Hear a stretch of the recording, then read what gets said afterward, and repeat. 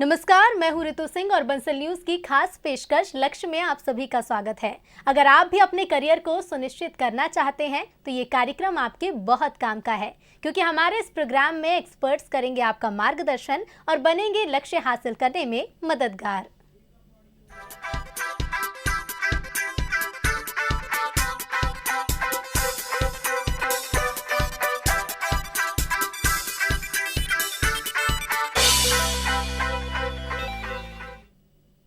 हमारे इस खास कार्यक्रम लक्ष्य में हम आपको उन लोगों से रूबरू कराते हैं जो शिक्षा के लिए बेहतर काम कर रहे हैं, छात्रों के मन में करियर को लेकर उठने वाले सवालों का जवाब देते हैं और कैसे शिक्षा का स्तर बढ़े इसके लिए कोशिश कर रहे हैं। लक्ष्य की इस खास पेशकश में हमारे साथ आज राजधानी भोपाल से नीरज चौकसी जी मौजूद हैं, जो डायमंड एकेडमी बरसिया रोड भोपाल के डायरेक्टर हैं। साथ ही मौजूद है शिवानी लोधी, जो कि डायमंड एकेडमी की स्टूडेंट हैं। आप दोनों का ही लक्ष्य में स्वागत है। Thank you. सबसे पहले शुरुआत करेंगे नीरज जी, मैं आपके पास आना चाहूंगी। आप डायमंड एकेडमी के डायरेक्टर हैं। सबसे पहले अपने बारे में और अपनी एकेडमी के बारे में बताएं। सबसे पहले बंसल ग्रुप के सभी दर्शकों को मेरा नमस्कार और साथ ही नववर्ष की भी बहुत बहुत शुभकामनाएं। डायमंड एकेडमी गुनगा में मैंने जब से शुरू किया है, मेरा एक लक्ष्य है कि जो गांव की प्रतिभा है उन बच्चों को हम उसकी प्रतिभा को हम कैसे बाहर निकाल सकते हैं, चाहे वो पढ़ाई के क्षेत्र में हो या स्पोर्ट्स खेलकूद के क्षेत्र में हो। बच्चों का जो टैलेंट है, कई बार क्या होता है कि गांव वाले बच्चों को लोग ऐसे समझते हैं कि शायद बच्चों को कुछ पता नहीं है या उन्हें ऐसा कोई प्लेटफॉर्म नहीं मिल पाता है। तो डायमंड एकेडमी का जो उद्देश्य है वो ऐसे बच्चों की प्रतिभा निखारना, पढ़ाई के क्षेत्र में, सांस्कृतिक क्षेत्र में या खेल कूद के क्षेत्र में, जहाँ पे भी वो अच्छा कर सकते हैं। तो डायमंड एकेडमी में पहले तो ये है कि हम बच्चों को कोचिंग पढ़ाते हैं 9 to 12। साथ में मैं नवोदय विद्यालय का छात्र रहा हूँ, तो नवोदय की हम फ्री ऑफ कॉस्ट उनको कोचिंग देते हैं। बाकी जो कोचिंग है वो या तो कुछ ऐसे कोचिंग्स हम पढ़ाते हैं, जैसे नवोदय का मैंने बताया वो फ्री ऑफ कॉस्ट है, लेकिन बाकी जो कोचिंग्स हैं उनको हम कम से कम पैसे में, क्योंकि गांव के अंदर थोड़ा सा पैसे को लेके इशू रहता है, कम से कम पैसे में एक अच्छी गुणवत्तावान शिक्षा हम कैसे दे सकते हैं। तो पहला हमारा फोकस है बच्चों को अच्छी शिक्षा देने का।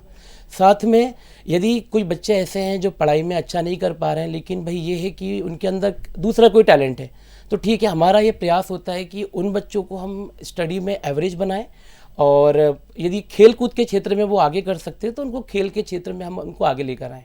बिल्कुल नीरज जी, क्योंकि हर शिक्षक का यही उद्देश्य होता है कि बेहतर से बेहतर शिक्षा बच्चे को प्रदान की जा सके, और उसी कड़ी में आप भी प्रयास कर रहे हैं। कितने साल आपको हो चुके हैं, कितने वर्षों से आप इसी तरह से छात्रों का मार्गदर्शन कर रहे हैं? मैम 2016 से मैंने इसको शुरू किया है। एक्चुअली उस समय पे मेरी एक TCS कंपनी में मेरी जॉब लगी थी, बट किसी कारण से मैं उसको नहीं कर पाया, मुझे अपने घर वापस आना पड़ा। तो फिर मुझे लगा कि नहीं, मुझे है ना अपने क्षेत्र में जाके कुछ करना चाहिए। तो कुछ समय तक पहले तो मैंने एक CBSE स्कूल में पढ़ाया, जहाँ मेरा रिज़ल्ट बहुत अच्छा रहा। मुझे लगा कि यार हाँ, मैं अच्छा पढ़ा पा रहा हूँ, बच्चे मुझे समझ पा रहे हैं। तो फिर मैं अपने क्षेत्र में मैं वापस आ गया गुनगा में, जहाँ पे मुझे लगता था कि यार बच्चों में टैलेंट है, लेकिन शायद कुछ अच्छा मार्गदर्शन इनको नहीं मिल पा रहा है। तो 2016 में हमने इसकी शुरुआत करी डायमंड कोचिंग एकेडमी से। पढ़ाते पढ़ाते मुझे ऐसा एहसास हुआ कि ठीक है, मैं बच्चों को पढ़ा पा रहा हूँ, लेकिन रिजल्ट सभी से 90% की, जैसे एक अच्छा टीचर एक उम्मीद करता है कि उनके बच्चे अच्छा रिजल्ट लेकर आएँ, मुझे ऐसा फील हुआ कि शायद पढ़ाई के साथ साथ हम बच्चों को यदि बाकी चीज़ों पे भी फोकस करवाएं, क्योंकि मैं एक स्पोर्ट्स प्लेयर रहा हूँ, तो मुझे लगा कि यदि हम बच्चों को स्पोर्ट्स की भी अच्छी शिक्षा दें तो शायद ये बच्चे अच्छा कर पाएंगे। तो फिर इस तरीके से हमने 2016 में पढ़ाने के बाद कुछ स्पोर्ट्स एक्टिविटीज़ को मैंने स्टार्ट किया। 17-18 कुछ इस तरह से रहा मेरा। तो 2019 तक फिर मेरे काफ़ी बच्चे ब्लॉक लेवल पे उनका पोजीशन अच्छी आई। स्पोर्ट्स में यदि मैं बात करूं तो कुछ बच्चे स्पोर्ट्स में आगे निकले, स्टेट लेवल तक वो खेल कर आए। आज भी मेरे क्षेत्र की जो खो खो की टीम है वो ग्रामीण क्षेत्रों में बहुत अच्छा परफॉर्मेंस देती है, और लगभग ब्लॉक लेवल तक के टूर्नामेंट तक बच्चे बहुत अच्छा परफॉर्मेंस करके डिस्ट्रिक्ट लेवल में भी सिलेक्ट होते हैं। साथ ही पढ़ाई की यदि हम बात करें तो कुछ बच्चे हमारे पास में ऐसे आए कि जिनको छोटी क्लासेस में या गवर्नमेंट स्कूल में पढ़े तो शायद उनको एक कॉन्फिडेंस नहीं था। तो वो कॉन्फिडेंस हमने देने का प्रयास किया। उसके बाद कुछ बच्चे मेरी कोचिंग से जो डिस्ट्रिक्ट लेवल पे भी टॉपर बने, तो ऐसा मुझे लगा कि यदि शायद कोचिंग के साथ साथ यहाँ पे स्कूलिंग भी यदि हम चालू कर सकें, 2019 से फिर मैंने अपना स्कूल स्टार्ट किया, डायमंड एकेडमी इंग्लिश स्कूल। क्योंकि गांव में जनरली इंग्लिश मीडियम नहीं होते तो बच्चों को आगे चल के फिर इंग्लिश में प्रॉब्लम आती है, तो क्यों ना मैं उनका बेस पहले से ही अच्छा बना पाऊँ, इसलिए हमने इंग्लिश मीडियम स्कूल की शुरुआत करी। एंड 2019 से अभी कोचिंग क्लासेस और स्कूल, साथ में स्पोर्ट्स और computer education diamond coaching academy continue कर रही है। बिल्कुल सर, यानी कि बच्चों की हर प्रतिभा को निखारने का काम आपने शुरू किया है। हमारे साथ छात्रा शिवानी भी जुड़ी हुई। शिवानी, मैं आपके पास आना चाहूँगी, अपने बारे में हमारे दर्शकों को बताइए, क्या पढ़ाई आप कर रही हैं और साथ ही साथ आप एकेडमी से कैसे सीखती हैं, क्या कुछ मार्गदर्शन प्राप्त करती हैं? सबसे पहले धन्यवाद देती हूँ बंसल न्यूज़ चैनल को कि मुझे अपने बारे में जानकारी देने के लिए आपने इनवाइट किया और उन स्टूडेंट्स को प्रोत्साहित करने के लिए जो आगे बढ़ना चाहते हैं और कुछ करना चाहते हैं। तो मेरा नाम, जैसा कि आप जानते हैं, मेरा नाम शिवानी लोधी है और मैं गुनगा की ही रहने वाली हूँ। वहीं से मैंने हायर सेकेंडरी स्कूल से एजुकेशन ली है। साथ ही मैं 2017 से सर की एकेडमी में हूँ, जहाँ मैंने फर्स्टली मैथ्स इंग्लिश की कोचिंग की। इसके बाद 11th और 12th में मैंने फिज़िक्स, केमिस्ट्री, मैथ्स और इंग्लिश, इन चारों सब्जेक्ट की कोचिंग इस एकेडमी से प्राप्त की है। और एजुकेशन ही नहीं, इसके अलावा हम और भी जैसे गेम्स हैं, स्पोर्ट्स हैं और अदर एक्टिविटीज़ में भी हमारे सब बहुत योगदान देते हैं। उन्हीं की वजह से हमारे जो गुनगा क्षेत्र है आगे बढ़ रहा है। आज कहीं ना कहीं हमारा क्षेत्र पिछड़ा था पहले, तो उसके लिए हमारी जो एकेडमी है वो बहुत ही योगदान दे रही है और मतलब लगातार कार्यरत है। जी बिल्कुल, एकेडमी लगातार कार्यरत है कि बच्चों की प्रतिभा को निखारा जा सके। नीरज जी, मैं आपके पास आना चाहूँगी। आप बता रहे हैं कि जिस तरह से बच्चों को पढ़ाया भी जाता है, मार्गदर्शन दिया जाता है, साथ ही साथ खेलों के क्षेत्र में भी बच्चे कैसे अच्छे से परफॉर्म कर सकते हैं वो प्रैक्टिस भी आप कराते हैं। हम जानना चाहेंगे, क्योंकि कोरोना काल में ऑनलाइन एजुकेशन शुरू हुई, ऑनलाइन मोड में भी क्लासेस शुरू हुई, तो क्या आप भी ऑनलाइन क्लासेस देते हैं बच्चों को? मैम, उस टाइम पे हमने प्रयास किया था ऐसा ऑनलाइन। हमने बच्चों को कुछ ऐसा डेटा हमारे पास मैंने बनवाया और कुछ मैं अपने लेवल पे हमारे स्टाफ की हेल्प से हमने किया, लेकिन ये सिर्फ एक कंडीशनल है। उसके बाद यदि आप हमसे आज के समय में पूछना चाहें कि ऑनलाइन, तो मैं बिल्कुल इसके खिलाफ हूँ, क्योंकि उसका रिज़ल्ट यदि हम ग्राउंड उस पर जाएँ तो आपको पता चलेगा कि बच्चे उस तरीके से नहीं पढ़ रहे हैं, वो इंटरेस्ट उनका मोबाइल के थ्रू कहीं और चला जाता है। तो मेरा तो ये मानना है कि बच्चों के लिए तो मोबाइल होता ही नहीं है। मतलब पढ़ाई की यदि आप बात करें तो पढ़ाई के लिए तो बच्चों के लिए मोबाइल नहीं है।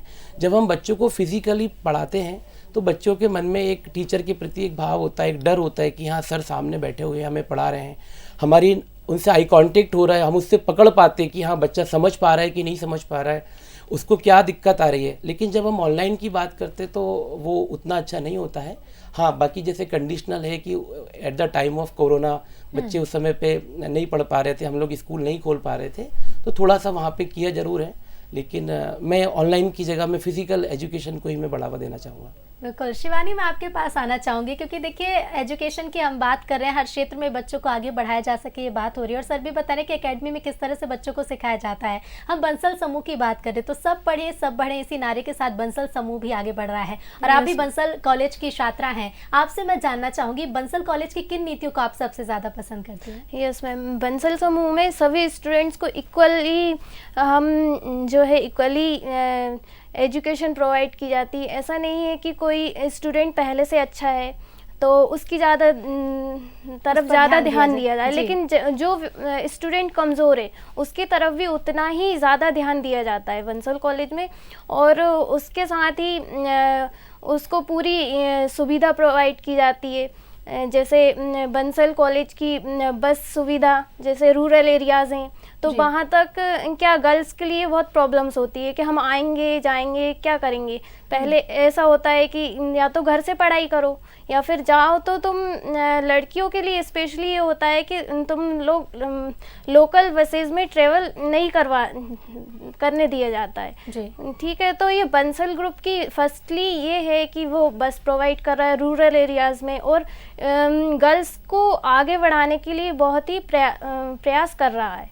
इसलिए और इसके साथ ही उसकी जो भी क्लासेस हैं सभी बहुत ही अच्छा तरीके से, ऐसा नहीं है कि सिर्फ एजुकेशन पढ़ाई या और भी एक्टिविटीज़, एक रिलैक्सेबल हमारी पढ़ाई होती है, एक्टिविटीज़ होती हैं। अभी हमारे बंसल समूह में फरहान अख्तर सर आ रहे हैं, तो इसकी भी बहुत अच्छे से तैयारी हो रही है। तमाम यानी कि टेक्निकल एजुकेशन हाँ। साथ ही साथ एक्टिविटीज़ पर भी पूरा ध्यान दिया जाता है। सर, मैं आपसे पूछना चाहूँगी, क्योंकि आजकल बच्चों के सामने सबसे बड़ी समस्या यही रहती है कि टाइम मैनेजमेंट कैसे करें, पढ़ाई, खेलकूद, बाकी एक्टिविटीज़ पर कैसे ध्यान दें। हालांकि आपकी एकेडमी बच्चों को खेलों की भी सुविधा प्रदान करती है, स्पोर्ट्स में भी बच्चों को आगे बढ़ाने का आप प्रयास करते हैं, लेकिन टाइम मैनेजमेंट की महत्वता आप कैसे समझते हैं?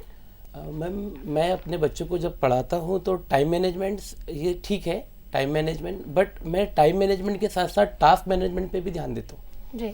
हम ये कोशिश करते हैं कि ठीक है, हम टाइम हम डिसाइड कर लेंगे कि सुबह हमको इतने बजे उठना है, फिर मान लीजिए कि एग्ज़ाम है, प्रिपरेशन कर रहे हैं, हमको सुबह 1 घंटा ये सब्जेक्ट पढ़ना, देन ये पढ़ना है, बट मैंने उसको हटकर मैंने टास्क मैनेजमेंट पे थोड़ा ज़्यादा काम किया है कि बच्चा एक अच्छा स्टूडेंट यदि अपने लाइफ में इसको समझे तो मैं मानता हूँ कि उनके लिए बहुत अच्छा होगा। टास्क मैनेजमेंट मीन्स क्या कि उसको डिसाइड करना है एक दिन पहले, जब हम आज सोना है तो अगले दिन मुझे कितना पोर्शन कवर करना है, फिर चाहे उसके लिए मुझे कितना भी टाइम देना पड़े कि भाई मुझे जो है कल मैथ्स के ये 2 चैप्टर कंप्लीट करना है, साइंस में इस टॉपिक को कवर करना है, मुझे इतना वर्क अपना कंप्लीट कर लेना है। तो जब उसके पास में टास्क होते हैं और यदि वो रिटर्न में टास्क हैं तो निश्चित ही जब वो टास्क उसके पास में होते हैं तो वो टाइम को वेस्ट नहीं होने देता, क्योंकि उसको पता है कि ये लक्ष्य है मेरे पास में, आज ये मेरा टास्क है और आज मुझे कंप्लीट करना है। तो छोटे छोटे वो टाइम के स्लॉट्स निकाल के जहाँ से भी वो टाइम को मैनेज कर पाता है और अपने वो टास्क को इजीली कंप्लीट कर पाता है। मेरा ये फार्मूला मैंने देखा है, कुछ ऐसे बच्चे जो पढ़ने में कमज़ोर हुआ करते थे या जो कई बार मैंने देखा होमवर्क करके लेकर नहीं आ रहे, हमने बच्चों को डांट दिया, 1-2 बार समझा दिया, लेकिन उसके बाद भी जब रिजल्ट नहीं मिला तो जब उनको ये सीक्रेट मैंने सिखाया टास्क मैनेजमेंट का, तो यहाँ से उसका टाइम भी मैनेज हो पाया और साथ में जो टास्क वो बच्चा डिसाइड किया करता था, या एक टीचर होने के नाते हम सोचते थे कि बच्चा ये काम कल तक कंप्लीट कर ले, तो हमको काफ़ी बच्चों में सुधार मिला और हम इसमें सक्सेस हो पाए। बिल्कुल। शिवानी, मैं आपसे जानना चाहूँगी, पढ़ाई के साथ साथ एक्टिविटीज़ को मैनेज करना बहुत कठिन होता है, आप कैसे मैनेज करती हैं कि पढ़ाई भी जारी रहे और हमारी एक्टिविटीज़ भी जारी रहें? यस मैम, मैं इसके बारे में ये कहना चाहूँगी कि हर एक हमारे पास 24 घंटे होते हैं, हर एक काम करने के लिए हम इक्वल टाइम निकाल सकते हैं। जैसे सुबह उठे कितने बजे उठना है, जैसे 5 बजे हमें उठना है तो हम कुछ टाइम निकाल फ्रेश होना और फिर इसके बाद हमारी जो पढ़ाई है वो करना, फिर घर का थोड़ा बहुत मम्मी की हेल्प भी करना, ठीक है। इसके बाद कॉलेज के लिए रेडी होना, तो इस सब एक इक्वल टाइम होता है उसको करने का, मैनेज करने के लिए। तो और फिर अपनी सेल्फ स्टडी के लिए टाइम निकालना, शाम को आना, हेल्प करना मम्मी की, फिर इसके बाद अपना स्टडी करना, ठीक है। और आराम करने के लिए भी उतना टाइम हमारे पास रहता है। यदि हम उसको टाइम को एक मैनेज करके चलें तो हमारे पास हर काम के लिए वो एक टाइम इक्वली निकल के आता है। बिल्कुल, यानी कि हमारे पास समय तो पर्याप्त रहता है, लेकिन सबसे ज़रूरी ये है कि हम उसकी महत्वता को समझें और हर अपने एजुकेशन के लिए, अपने एक्टिविटीज़ के लिए समय दें। सर, मैं आपसे पूछना चाहूँगी, क्योंकि इस समय देखिए स्टूडेंट्स पर उम्मीदों का, अपेक्षाओं का ज़बरदस्त दबाव रहता है। आपने भी जैसा कि बताया कि हम भी चाहते हैं कि हमारे स्टूडेंट बेहतर परफॉर्म कर सकें और इसीलिए बच्चों की हर तरह की प्रतिभा को निखारने का काम आप करते हैं। तो ऐसे में स्ट्रेस मैनेजमेंट के बारे में आप क्या कहना चाहेंगे, क्योंकि कई बच्चे ऐसे होते हैं जिनके मार्क्स अच्छे नहीं आते हैं, स्ट्रेस होने लगता है, डिप्रेशन में चले जाते हैं, ऐसे में आप बच्चों को कैसे गाइड करते हैं? देखिए, मैंने अभी जैसे स्टार्टिंग में आपसे कहा था कि हर बच्चा 90+ नहीं ला सकता है। एज अ टीचर मैं सोचूं कि मेरा हर बच्चा बड़ा होकर कलेक्टर बन जाए या गवर्नमेंट जॉब में चला जाए, तो और स्ट्रेस तभी आता है कि जब हम बच्चे के ऊपर प्रेशर बना रहे हैं कि देखिए इसने तो 90% बनाया है, तुम भी बनाओ, इसकी जॉब लग गई है, तुम्हारी भी लगना चाहिए। नहीं, एज अ टीचर मेरा ये मानना है कि उसके अंदर जो टैलेंट है कि बेटा आप ठीक है, देखिए पढ़ाई ज़रूरी है, आप 90% नहीं बना सकते, एटलीस्ट 75% बनाइए, आप एवरेज तो लेकर आइए, क्योंकि कहीं ना कहीं पढ़ाई को हमको प्रायोरिटी पे रखना है। बट आपके अंदर यदि ये टैलेंट है, आप स्पोर्ट्स में अच्छे हैं, आप उसको बेहतर करने का काम करिए। और मैंने बताया कि डायमंड एकेडमी वही काम करती है कि हर बच्चे को उसके अकॉर्डिंग प्लेटफॉर्म देने का हम काम करते हैं। तो स्ट्रेस फिर नहीं होगा, लेकिन हम क्या है कि हम सोचे कि नहीं मछली जो है वो पेड़ पे चढ़ जाए तो वो नहीं चढ़ सकती है। तो अब हमको क्या करना है कि बच्चे को समझ के कि इसका इंटरेस्ट किस और है, ये किस तरफ इसका रुझान जाता है, ये किस तरीके से उसको कर सकता है। पढ़ाई के क्षेत्र में भी कभी कभी क्या होता है कि जैसे बच्चे को भाई मैथ्स अच्छा नहीं लग रहा है, तो हम क्या करते हैं फिर मार्क्स अच्छे नहीं आते तो टीचर का स्ट्रेस है, पेरेंट्स का स्ट्रेस है, तो उसको हम बताने की कोशिश करते हैं कि भाई इस तरीके से आप इसको सुधार कर सकते हैं या इसको ऐसे सीख सकते हैं।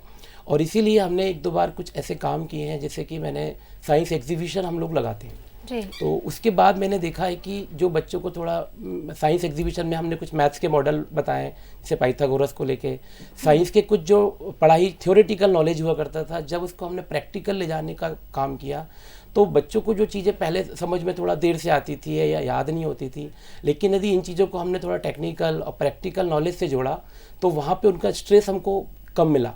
और दूसरा, उम्मीदें हम उनसे उतनी करें जितनी वो हमें लगता है एज अ टीचर कि भाई हाँ ये इस यहाँ तक पहुँच सकता है, ये इसका एक एंडिंग पॉइंट है।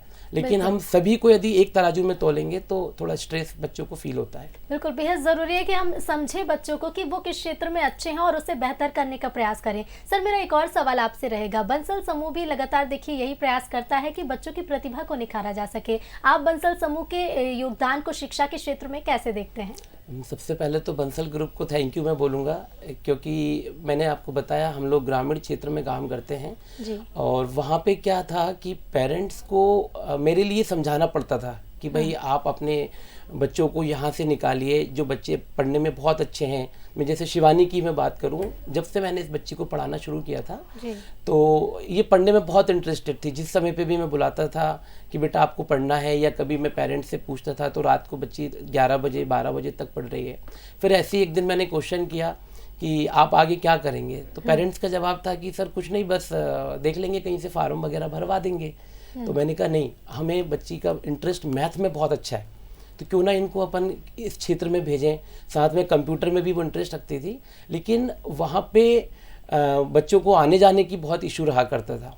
लेकिन बंसल ग्रुप ने वहाँ से हमको बस फैसिलिटी प्रोवाइड करी तो उससे बच्चों को आने जाने में बहुत आसानी हुई। साथ ही जैसे कि डायमंड एकेडमी जो काम करती है, वैसे ही कॉलेज में बच्चों को पढ़ाई के साथ साथ यदि अदर कोई एक्टिविटीज़ में वो बहुत अच्छा कर पा रहे हैं तो उनको भी आगे बढ़ाती हैं।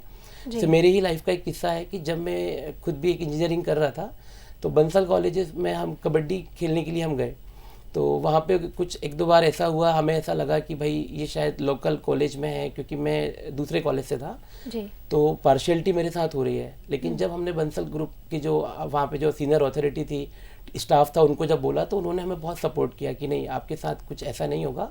और निश्चित ही उन्होंने हम लोगों को वहाँ से जो भी हमें डाउट थे, शिकायत थी, उसको उन्होंने दूर किया। कोई पार्शियलिटी हमारे साथ में नहीं की जी। तो मैं ये मानता हूँ। दूसरा, अभी मैंने कुछ पता किया, मैंने बच्चों से भी जानकारी लेता हूँ तो बताते हैं बहुत अच्छे कैंपस यहाँ पे आते हैं, बच्चों को अलग से उसकी ट्रेनिंग्स दी जाती हैं ताकि वो अच्छे जो भी सॉफ्टवेयर कंपनीज हैं या कोई भी टेक्निकल कंपनी है उनमें वो जा सकें। तो overall it's a very nice job by Bansal. बिल्कुल, हर स्टूडेंट का भविष्य संवर सके, यही प्रयास बंसल समूह का है। शिवानी, मैं आपसे पूछना चाहूँगी, आप अपने लक्ष्य को कैसे निर्धारित करती है, कैसे अपना गोल डिसाइड करती है कि हमें इतने मार्क्स भी लाने हैं, साथ ही साथ टाइम मैनेजमेंट भी बराबर से करना है? मैम, इसमें क्या होता है, हमें अपने टाइम अकॉर्डिंग टू टाइम के हमें आज क्या करना है, प्रायोरिटी के हिसाब से कि हमारे पास कंटेंट कितना है, क्या हमें पढ़ना है, अदर एक्टिविटीज़ भी करना है, तो उसको हम जो भी गोल्स हैं उन्हें छोटे छोटे पार्ट में डिवाइड करके इतना टाइम इनको देना है, मतलब फिक्स है कि इसको करने के बाद ही मुझे अदर एक्टिविटीज़ में जाना है। जैसे मुझे कोई भी वर्क आज करना है कंप्लीट, तो मैं ज़रूरी है बहुत ही, तो उसको ज़्यादा प्रायोरिटी दूंगी। इसके अलावा हम अपने लक्ष्य को छोटे छोटे पार्ट में डिवाइड करके उसको आसानी से हासिल कर सकते हैं। बिल्कुल, बेहद ज़रूरी है कि सबसे पहले हम अपने लक्ष्य को समझें और फिर उसमें टाइम मैनेजमेंट के साथ साथ उसे हासिल करने की भी पूरी कोशिश करें। नीरज जी, मैं आपसे पूछना चाहूँगी, क्योंकि देखिए कई बच्चे ऐसे होते हैं जो पढ़ना तो चाहते हैं लेकिन सोशल मीडिया के चक्कर में, हम कह सकते हैं मोबाइल चलाना, ये तमाम चीज़ें होती हैं जो डिस्ट्रैक्ट करती हैं बच्चों को। ऐसे में आप बच्चों को कैसे समझाते हैं? मैं तो इस के बहुत खिलाफ हूँ। मैं हमेशा पेरेंट्स को, बच्चों को इस बात के लिए समझाना या मोटिवेट करना मैं करता रहता हूँ कि भाई ये मोबाइल पे ये जो सोशल मीडिया है, व्हाट्सएप, इंस्टाग्राम, ये बच्चों के लिए नहीं है। मुझे तकलीफ बहुत होती है जब मैं देखता हूँ छोटे छोटे बच्चे रोड पे खड़े हुए हैं और वो कह रहा है मेरी वीडियो बनाइए, वो डांस कर रहे हैं और फिर इंस्टाग्राम पे डाल रहे हैं, व्हाट्सएप पे डाल रहे हैं। डालने के बाद फिर वो ये चेक करेंगे कि कितने लाइक्स हो गए, कितने व्यूज़ हो गए। तो ये बच्चों का जीवन ये इस तरह की एक्टिविटी से ख़राब हो रहा है। लेकिन सिर्फ कहने से कुछ नहीं होगा कि हम यहाँ बैठ के ये कहें या कोई भी व्यक्ति कहे कि ये ख़राब है, हमें उनको ऑप्शन देना पड़ेगा। तो मैंने क्या किया है उसके लिए कि बच्चों आप इस चीज़ से हटिए और दूसरी तरफ जाइए। तो हम लोगों ने बच्चों को मोबाइल से हटाकर टेक्निकल एजुकेशन से जोड़ने की कोशिश करी है, साइंस, प्रैक्टिकल साइंस से जोड़ने की कोशिश करी है। इसका हमने जब ट्राई किया तो हम उसमें बिल्कुल सफल हुए। तो या तो बच्चा हमारे यहाँ पे मोबाइल यूज़ नहीं करता है, और यदि करता है तो फिर वो उसमें वो चीज़ें देखता है जो उसको कहीं ना कहीं या तो पढ़ाई के लिए फ़ायदा करती हैं, या जैसे हमने उसको कोई प्रोजेक्ट वर्क दिया है उससे रिलेटेड कोई चीज़ें हैं वो देखनी है, तो वो सिर्फ उसका यूज़ करना वो सीख रहा है।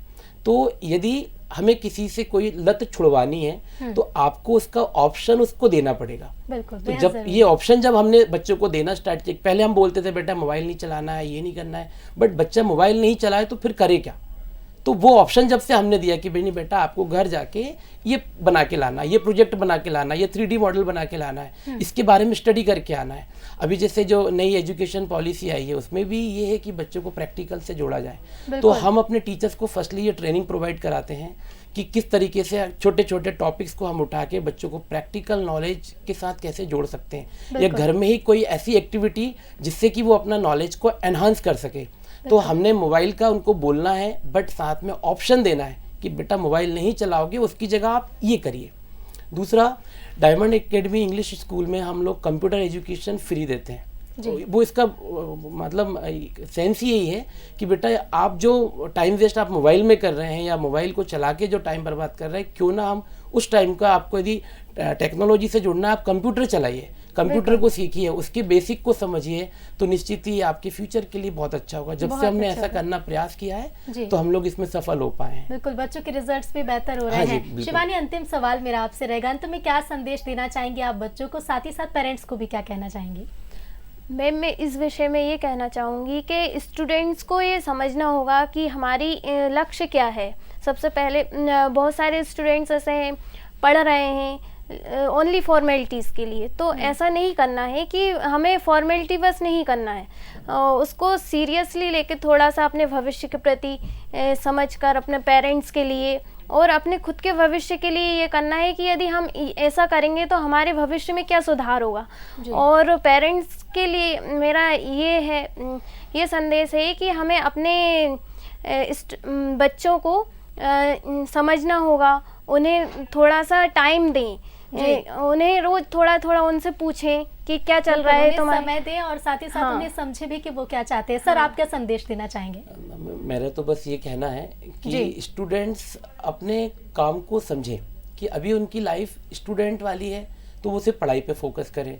मैं एज अ टीचर मैं भी ये मानता हूँ कि भाई यदि मैं टीचर हूँ तो मेरा प्रथम काम है मैं अपने बच्चों को बहुत अच्छे से पढ़ाऊँ, उनकी बारीकियों को मैं समझूँ और वो किस तरीके से किस क्षेत्र में वो जो अच्छा कर सकते हैं उसके लिए मैं एक अच्छा प्लेटफॉर्म प्रदान करूँ। साथ ही पेरेंट्स भी बच्चों को थोड़ा सपोर्ट करें, टाइम टू टाइम उनसे बातें करें और किस तरीके की समस्या यदि उनको हो रही है तो उनको मोटिवेट किया जाए। कुछ चीज़ें शायद हो सकता है बच्चा यहाँ ना बोल के मम्मी से जाके बोलते हैं, तो वो भी अपने टीचर्स के साथ, फ्रेंड्स के साथ में शेयर करें। और मैं हमेशा अपने बच्चे को एक बात सिखाता हूँ कि बेटा लाइफ में एक चीज़ को फॉलो करना है कि कर्म ही पूजा है। आपका कर्म पढ़ाई है, आप उसको बहुत अच्छे से करिए, मेरा कर्म पढ़ाना है, मैं बहुत अच्छे से पढ़ाऊँ, तो निश्चित ही बच्चों के लिए और उनके उज्जवल भविष्य के लिए हम लोग अच्छा कर पाएंगे। बिल्कुल, और उम्मीद भी हमारी यही है कि आपके दिए हुए मार्गदर्शन से जो भी हमारे दर्शक हैं, जो भी स्टूडेंट्स आपको इस वक्त देख रहे हैं, वो मार्गदर्शन प्राप्त करेंगे और अपना लक्ष्य निर्धारित भी करेंगे। इसी के साथ आप दोनों का ही बहुत बहुत शुक्रिया हमसे जुड़ने के लिए। तो आज के लिए लक्ष्य में फिलहाल इतना ही। ताज़ा अपडेट के लिए जुड़े रहिए बंसल न्यूज़ के साथ। नमस्कार।